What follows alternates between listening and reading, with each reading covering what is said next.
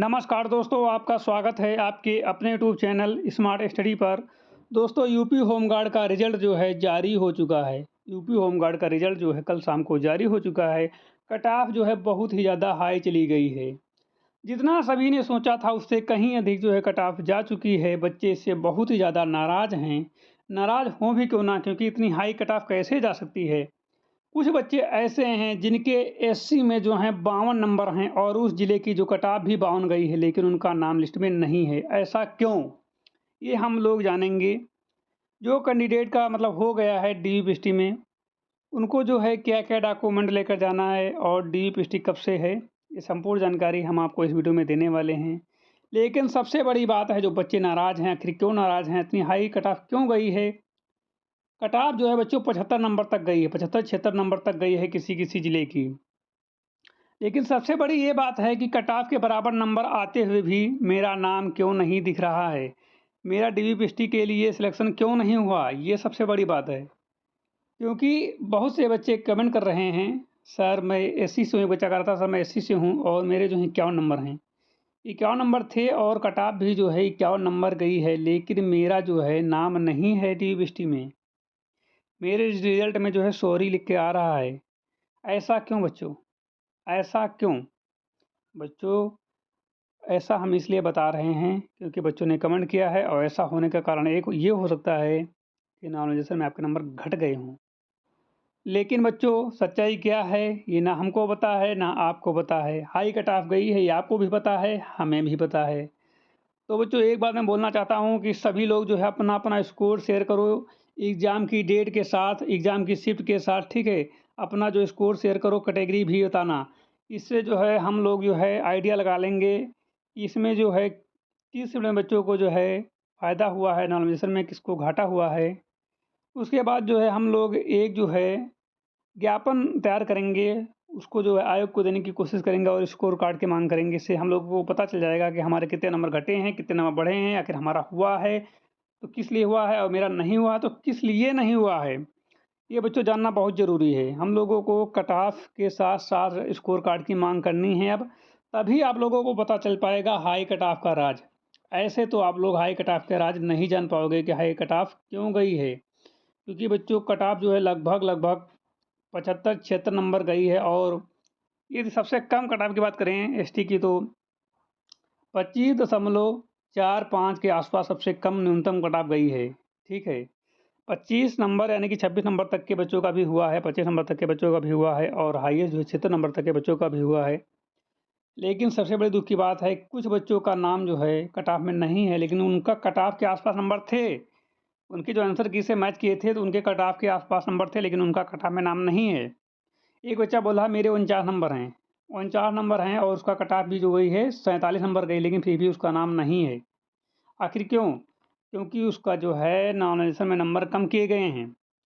कितने नंबर कम किए गए हैं? लगभग 2 से ढाई नंबर। या इससे अधिक भी कम हो सकते हैं क्योंकि उसका नाम नहीं है कट ऑफ में और उसका जो पहला रहा स्कोर आ रहा था 47 नंबर आ रहा था, कट ऑफ उसकी 49 गई है और ये बच्चा जो है एससी का है। एक बच्चा ओबीसी का कमेंट कर रहा है, सर मेरे जो है 57 नंबर हैं। कितने? 57 नंबर हैं और कट ऑफ जो गई है 57 नंबर के आसपास ही है, लेकिन मेरा कट ऑफ में नाम नहीं है। आखिर क्यों? पूछ रहा है, जानना चाह रहा है कि आखिर मेरा नाम क्यों नहीं है? 57 नंबर आने के बावजूद भी, कट ऑफ के आसपास रहने के बाद भी मेरा नाम क्यों नहीं है? तो एक ही कारण है कि आपका नॉमिनेशन में नंबर कम हुआ है, बढ़ा नहीं है, कम हुआ है। अच्छा, ऐसा कोई भी बच्चा देखने को नहीं मिला है, ऐसा कोई भी बच्चा देखने को नहीं मिला है किसी कैटेगरी का। एग्ज़ाम्पल के तौर पे मान लो उसके 50 नंबर थे, 50 नंबर थे और कट ऑफ 51 नंबर गई है, तो उसका हुआ हो। ऐसा कोई भी बच्चा नहीं देखने को मिला, किसी बच्चे का कमेंट नहीं आया है कि सर मेरे 50 नंबर थे लेकिन कट ऑफ 51 नंबर गई और फिर भी मेरा हो गया। तो यदि ऐसे बच्चों का कमेंट आता तो समझ में आता कि उनका जो है नॉमिनेशन में नंबर बढ़ गए हैं। किसमें? नॉमिनेशन में नंबर उनके बढ़ गए हैं, लेकिन ऐसा नहीं देखने को मिला है। तो सभी लोग आप लोग जो है अपना-अपना स्कोर शेयर करो। क्या-क्या लिखना है? सबसे पहले आपको लिखना है एग्ज़ाम की डेट, सबसे पहले आपको एग्ज़ाम की डेट लिखना है। हुआ है बच्चों का तब भी और जिनका नहीं हुआ हो तब भी, सभी लोग अपना-अपना एग्ज़ाम डेट, ठीक है? और शिफ्ट शिफ्ट, ठीक है? शिफ्ट के बाद आपको लिखना है नंबर, रॉ मार्क्स, ठीक? रॉ मार्क्स ये लिखना है और अपनी कैटेगरी लिखना है, ठीक है। कैटेगरी लिखना है कि आप जनरल के हो कि यूआर के हो, ठीक है, या फिर ओबीसी के हो, एससी के हो या ईडब्ल्यूएस के हो, किसी भी कैटेगरी से हो अपना कैटेगरी लिखना। ये इतना जो है डेटा सभी बच्चे शेयर करो इस कमेंट बॉक्स में, या फिर आप लोग मेरी टेलीग्राम चैनल पर शेयर कर देना वहाँ पर डेटा, ठीक है। वहाँ पर आपका डेटा जो है प्राइवेट रहेगा, और या कमेंट बॉक्स में भी आप लोग शेयर कर सकते हो। और टेलीग्राम चैनल की लिंक जो है हम आपको डिस्क्रिप्शन बॉक्स में दे देंगे, वहाँ पर आप लोग क्लिक करके ज्वाइन हो जाना और वहाँ पर डेटा अपना ज़रूर शेयर करना। इससे जो है हम लोग पूरी एक शीट तैयार करेंगे और अनुमान लगाएंगे कि कितने बच्चों का और किस शिफ्ट के बच्चों का नंबर कम हुआ है, कितने नंबर कम हुआ है, और कितने नंबर बढ़े हैं तो किस शिफ्ट के बढ़े हैं। यदि ऐसे 1-2 बच्चे दिख जाते हैं एक ही शिफ्ट के, और मान लो कि 2 बच्चे मिले एग्जाम्पल के तौर पर, 2 बच्चे मान लो हमको मिल गए 27 की फर्स्ट शिफ्ट के, एक के नंबर हैं 50, दूसरे के नंबर भी 50, ठीक है, एग्जाम्पल मान लें। और जो है उनकी कट ऑफ भी गई है 51 नंबर। कितनी गई कट ऑफ? कट ऑफ मान लो 51 नंबर गई, किसी भी कैटेगरी का हो सकता है। और एक बच्चे का जो है नाम आ गया, एक बच्चे का नाम नहीं आया। यदि ऐसा देखने को मिला तो समझ लो कोई गड़बड़ है। ऐसा देखने को मिलेगा तो समझ लो गड़बड़ है, क्योंकि इसमें नॉमिनेशन का फ़ायदा बराबर रूप से नहीं दिया गया है, क्योंकि एक ही शिफ्ट है, एक ही दिन है, ये बराबर नंबर थे, एक का हुआ एक का नहीं हुआ। ऐसा क्यों?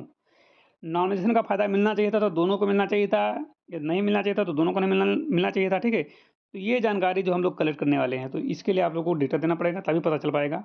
यदि ऐसा दिखा तो इस संभावना बता रहे हैं, ऐसा हो सकता है कभी कभी, यदि कोई गलत काम होता तब इसी तरह से पकड़ा जाता है। तो ये तो हुआ होगा तो आप लोगों को अपना स्कोर कार्ड शेयर करना पड़ेगा कैटेगरी के साथ, एग्जाम डेट के साथ। तो जो है इसमें डेटा तैयार कर लिया जाएगा, उसके बाद जो है बोर्ड को ज्ञापन दिया जाएगा, उसमें जो है स्कोर कार्ड की मांग की जाएगी, स्कोर कार्ड की मांग की जाएगी, ठीक है। तो स्कोर कार्ड से आपको पता चल जाएगा कितना नंबर मिला कितना नहीं मिला। हालांकि बच्चों जो फाइनल जो है आंसर की भी जारी हुई है, 3 जुलाई तक आप लोग देख सकते हो फाइनल आंसर की, ठीक है। फाइनल आंसर की से अपना स्कोर मैच करिए, उसके बाद कमेंट करना कि आपका फाइनल आंसर की में कितना नंबर आ रहा है, और वास्तव में आपका हुआ है कि नहीं हुआ है। तो जिन बच्चों का हुआ वो भी ज़्यादा अभी खुश ना हो, जिन बच्चों का हुआ है अभी भी ज़्यादा खुश होने की जरूरत है नहीं, ज़्यादा लड्डू बांटने की जरूरत है नहीं, क्योंकि 2.5 गुना बच्चों को बुलाया गया है 2.6 टाइम्स को, ठीक है। मतलब कि 2.5 गुना बच्चों को बुलाया गया, इनमें से 1 गुना बच्चों को लिया जाएगा, 1.5 गुना अभी भी बाहर होंगे, इसमें से 1.6 गुना अभी भी बच्चे बाहर हो जाएंगे DVST के बाद।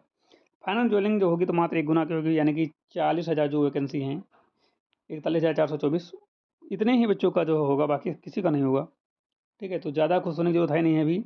हाई कट ऑफ का राज जानना जरूरी बहुत ज़्यादा है कि हाई कट ऑफ क्यों गई है, इतना टफ पेपर होने के बावजूद जो है हाई कट ऑफ गई तो क्यों गई, ये सबसे बड़ी बात है। तो इसको जानने के लिए आप लोग अपना स्कोर शेयर करो, ठीक है। स्कोर हमने बता ही दिया है। एग्ज़ाम की मान लो आपका एग्ज़ाम था 27 की फर्स्ट शिफ्ट में, तो लिखो 27 की फर्स्ट शिफ्ट, ठीक है।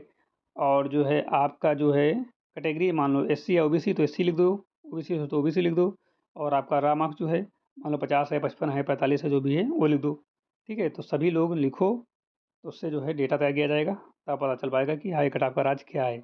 नॉमिनेशन पता चल जाएगा कि कितने नंबर तक का नॉमिनेशन दिया गया है, क्या 10-10 नंबर तक नॉमिनेशन दिया गया है, 15 नंबर का दिया गया है, 8 नंबर का दिया गया, जितने भी नंबर का दिया गया है तब पता चल जाएगा, ऐसे नहीं पता चल पाएगा, ठीक है। तो ये तो रही बच्चों ज्ञापन की बात, और जो है हाई कट ऑफ का राज जानने की बात। अब उन बच्चों की बात कर लेते हैं जिनका जो है हो गया है, जिनका जो है DVPST में हो गया है, तो उनकी DVPST कब से होगी, ठीक है। DVPST कब से होगी, उनको क्या क्या डॉक्यूमेंट लेकर जाना है DVPST में, ठीक है, उनको क्या क्या डॉक्यूमेंट लेकर जाना है। सबसे बड़ी बात ये भी तो है ना, वरना जो है हाई कट ऑफ के बावजूद उनका हो भी गया है और DVPST में बाहर हो जाएंगे तो कोई मतलब नहीं रहता, ठीक है। बाहर हो जाएंगे कोई मतलब नहीं रहता अगर डॉक्यूमेंट सारे कंप्लीट नहीं होंगे और DVPST जो है क्वालिफाई नहीं कर पाएंगे, तो कोई फ़ायदा नहीं रहेगा इस कट ऑफ में नाम आने का, ठीक है। तो हम लोग बात करते हैं DVPST की, ठीक है बच्चों। तो आप लोग अपने हाई कट ऑफ पर आ जाने के लिए अपना स्कोर जरूर शेयर करना, ठीक है। तो सबसे पहले बात करेंगे बोर्ड द्वारा जो नोटिस आई है, बोर्ड की नोटिस है ऑफिशियल। इसमें लिखा हुआ है उत्तर प्रदेश भर्ती एवं प्रतिनिधि बोर्ड लखनऊ द्वारा उत्तर प्रदेश होमगार्ड के पदों पर एनरोलमेंट 2025 के अंतर्गत 41,424 पदों को भरे जाने हेतु समांग विज्ञापित दिनांक 18/11/2025 की चयन प्रक्रिया के अंतर्गत दिनांक 25, 26 और 27 अप्रैल 2026 को संपन्न हुई लिखित परीक्षा के प्रमाणीकृत अंकों में अधिमानी अहर्ता के अंकों को जोड़ते हुए, यानी कि जो नॉमिनेशन मिला है उसको जोड़ते हुए और कैटेगरी के नंबर जोड़ते हुए और अभ्यर्थियों में से अंकों की श्रेष्ठता एवं उत्तर प्रदेश राज्य के आरक्षण नीति के अनुसार, अच्छा ठीक है, आरक्षण वाला जो नंबर मिलता है उसके अनुसार जो है प्रावधानों के आधार पर जनपदवार जो है, जनपदवार यानी कि जनपदवार और श्रेणीवार, क्या है जनपदवार और जो है श्रेणीवार जो है आपका विज्ञापन जारी हुआ था। कितने पदों पर? 41,424 पदों के सापेक्ष कितने बच्चों को बुलाया गया है? 1,07,221, लगभग 2.5 गुना बच्चों को जो है बुलाया गया है। अभ्यर्थियों को जो है अभिलेख की समीक्षा एवं शारीरिक मानक परीक्षण हेतु आहूत किया गया, यानी कि बुलाया गया है। कितने लोगों को? 1,07,221 को, ठीक है, यानी कि इतने बच्चों को बुलाया गया। इसमें होगा कितने बच्चों का? मात्र 41,424 बच्चों का। इसमें से भी अभी बाहर हो जाएंगे 1.5 गुना, ठीक है, 1.5 गुना, 1.6 गुना बाहर हो जाएंगे। तो 2 पॉइंट में लिखा है कि डीवी पीएचडी हेतु उपयुक्त अभ्यर्थियों की सूची लिखित परीक्षा के प्रशमानीकृत अंकों में अधिमानी आहर्ता अंकों को जोड़ने के उपरांत बनाई गई है। मतलब कि जो नंबर आपको नॉर्मलाइज मिले हैं उनको जोड़कर, ठीक है, बनाई गई है। प्रदेश के प्रत्येक जनपद विज्ञापित पदों के सापेक्ष शॉर्टलिस्ट किए गए अभ्यर्थियों के कट ऑफ अंक का विवरण प्रत्येक जनपद की पीडीएफ सूची के अंतर्गत में दिया गया, ठीक है। प्रत्येक जनपद की जो पीडीएफ सूची जो दी गई है उसमें जो है दिया गया है कट ऑफ, ठीक है। चौथे पॉइंट में लिखा है कि चयन के अगले प्रक्रम डीवी पीएचडी, अगर आप प्रक्रम कौन सा होगा चयन का? डीवी पीएचडी होगा कि तिथि जो है शीघ्र ही बोर्ड की वेबसाइट पर प्रकाशित की जाएगी, यानी जल्दी ही आपकी तिथि आने की संभावना है और जुलाई के प्रथम वीक में ही आने की संभावना है। और आपका डीवी पीएचडी 6, 7, 8 जुलाई से स्टार्ट होने की संभावना रहेगी, ठीक है। यद्यपि इस सूचना को वेबसाइट पर अपलोड किए जाने में पर्याप्त सावधानी बरती गई है, फिर भी किसी प्रकार की तकनीकी त्रुटि के लिए बोर्ड उत्तरदायी नहीं होगा। न ही त्रुटि पाए जाने पर त्रुटिपूर्ण अंकन को किसी प्रकार का लाभ या अधिकार प्राप्त होगा या अनुमान होगा, ठीक है। ऐसे किसी प्रकरण के संज्ञान में आने पर बोर्ड का निर्णय अंतिम निर्णय होगा, ठीक है। और क्या लिखा हुआ है? ये तो हो गया। अब हम बताते हैं जिनका डीवीपीएसटी में चयन हुआ है उनको क्या करना है। तो यूपी होमगार्ड भर्ती 2026 की लिखित परीक्षा का परिणाम जारी हो चुका है, ठीक है, जारी हो चुका है, कल ही जारी हुआ, सभी को पता है। 1,07,221 बच्चों को जो है इसमें चुना गया है अगले चरण यानी कि डॉक्यूमेंट वेरिफिकेशन डीवी के लिए और फिजिकल स्टैंडर्ड टेस्ट यानी पीएचडी के लिए शार्ट लिस्ट किया गया है, ठीक है। अब डीवी और पीएचडी विस्तृत कार्यक्रम और एडमिट कार्ड को जारी किए जाने की संभावना है इस प्रकार से, ठीक है, अलग से जारी किया जाएगा। डीवी पीएचडी के लिए सामान्य ये दस्तावेज ले जाने आवश्यक होते हैं, ठीक है। तो आप लोगों को ये डॉक्यूमेंट जरूरी लेकर जाना, तभी आप लोग डीवी पीएचडी क्वालिफाई कर पाओगे, अदरवाइज डीवी पीएचडी में भी बाहर हो सकते हो, ठीक है। तो सबसे पहले आपको एडमिट कार्ड ले जाना है, कौन सा? डीपीएसटी का लेटर, और आपका अपना एडमिट कार्ड भी रखना होगा साथ में, जो आपने होमगार्ड के पेपर में दिया था उसको रखे रहना, ले आना, ले अलग बात है, लेकिन आप लोग रखे रहना, ठीक है। आवेदन पत्र की प्रिंट कापी, ठीक है, एप्लीकेशन फॉर्म की प्रिंट कापी, जो आपने फॉर्म फिल किया था उसकी फोटो कापी आपको रखना है। 10वीं की मार्कशीट जन्म तिथि के लिए, ठीक है, 10वीं की मार्कशीट एवं प्रमाण पत्र, 12वीं की मार्कशीट एवं प्रमाण पत्र यदि लागू हो, ठीक है। तो ये 2 चीज़ें, हाई स्कूल इंटर की मार्कशीट, आधार कार्ड, वोटर का ID, PAN card, driving licence में से कोई एक फ़ोटो आईडी होनी चाहिए, और जो है आपका संभवतः आधार कार्ड होना आवश्यक है। आधार कार्ड ना होने की स्थिति में जो आपको दो आईडी रखनी होंगी, तो उसमें से जैसे हो सकता है वोटर आईडी कार्ड और पैन कार्ड, ठीक है, ड्राइविंग लाइसेंस, कोई 2 आईडी साथ में रखना। उसके बाद आपको निवास प्रमाण पत्र होना चाहिए, डोमिसाइल होना चाहिए, ठीक है, निवास प्रमाण पत्र, और जाति प्रमाण पत्र होना चाहिए, SC ST OBC, ठीक है। यदि आप लोग कैटेगरी से फॉर्म फिल किए हो तो आवश्यक है, तो आप लोग जाति प्रमाण पत्र लगाना होगा। ये केवल और केवल यूपी के बच्चों पर लागू होगा और अदर स्टेट वाले बच्चों पर नहीं होगा, क्योंकि अदर स्टेट के जो बच्चे हैं उनको सामान्य में काउंट किया जाता है। EWS प्रमाण पत्र लागू है तो उसको भी लगाना पड़ेगा। जो बच्चे EWS से फॉर्म फिल किए हैं उनको EWS का प्रमाण पत्र लगाना होगा, ठीक है।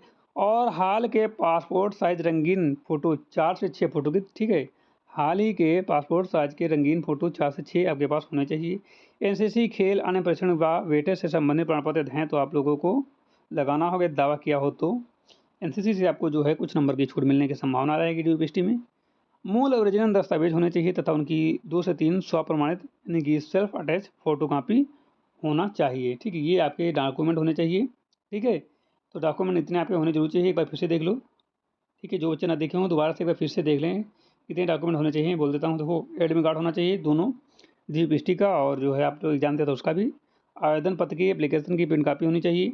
10वीं की मार्कशीट प्रमाण पत्र होना चाहिए। 12वीं की मार्कशीट प्रमाण पत्र लागू हो तो होना चाहिए। Aadhaar card, voter I D, PAN card, driving licence, इनमें से कोई एक आईडी होना चाहिए। जो ज़्यादातर जो है आधार कार्ड होना आवश्यक है।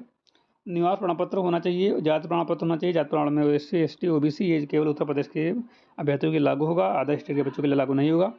EWS प्रमाण पत्र, ठीक है। और हाल ही के पासपोर्ट साइज रंगीन फोटो 4 से 6 आप लोग 10 तक रख लेना।